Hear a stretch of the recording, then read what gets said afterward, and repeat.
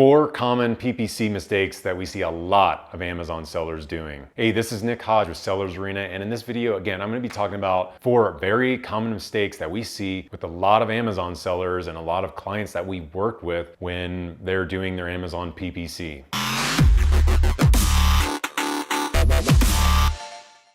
So here at Sellers Arena, we're an Amazon PPC agency, and we work with a lot of different companies, a lot of different products across all different niches. And there are some very common mistakes that we see when we begin looking at the PPC campaigns of these companies. So one of the first very common mistakes we see is keywords are not separated by match type. So we'll go in and look at the current campaigns they have, and a lot of times we'll see that they have broad match, phrase match, exact match, all packed into the same campaign. Maybe they have multiple campaigns, but they have no organization of match types within those campaigns. So the problem with this is you have different goals for different match types with your keywords. So for example, you'd use broad match or phrase match for more of a research campaign to try to discover new keywords. And then you would use your exact match campaigns to try to really dial in or optimize it for a specific keyword or to allocate budget to the best keywords that you have. I mean, there's different strategies for different match types that they can be used for, but at the end of the day, having them all jumbled into the same campaign, that's going to create confusion and make it harder to organize your strategy and what your goal is for those specific keywords. Number 2, and this is also very common, is campaign naming structure. And this is very important with a lot of campaigns for each product, to be able to easily tell what that campaign is for when you're going and looking at the data, when you're trying to do an audit of what's working and what's not working. You can easily be able to tell with a good naming convention on your campaigns what that campaign was for, what match type, what product it was for, what the goal is for that campaign. So you want to have a naming convention that can kind of give you those details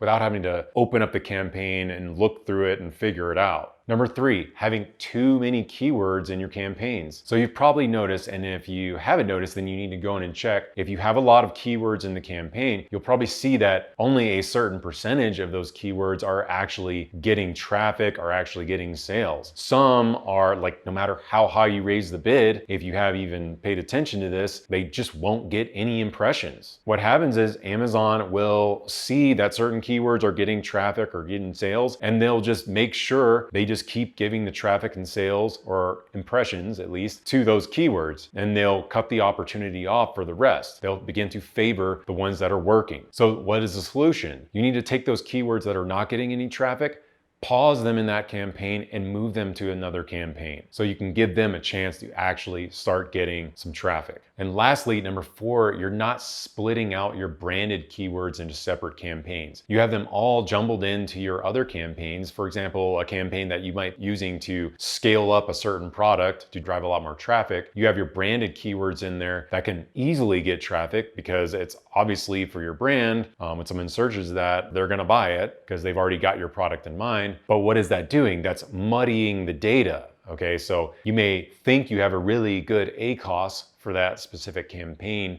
that you're using to try to scale up the product, drive a lot more traffic. You may think, oh, wow, it's driving a lot of sales and the ACoS is really good, but really it's just because your branded keyword is in there. And again, that's making it look like the campaign's doing really well. And some of the keywords might be doing okay, but again, you want to have that clear picture. So take those branded keywords out if you haven't done it already, or from the very start, make sure you set up a separate campaign with just your branded keywords, and even negative exact match those branded keywords or negative phrase match those in your other campaigns. So again, they're completely separate. All right, guys, definitely go in and check this out. Make sure you're not doing any of these common mistakes. Again, we've seen this a lot with a lot of different brands that we work with when we've started to work with, and it's one of the first things we go in and check and clean up. It makes an immediate difference. So go ahead and do an audit of your current campaigns that you have running. Let me know in the comments if you're making any of these mistakes, or if you had been making any of these mistakes in the past and then you went in and corrected them. How did that affect the performance of your campaigns or the PPC account overall? And yeah, guys, until next time, make sure you like, subscribe,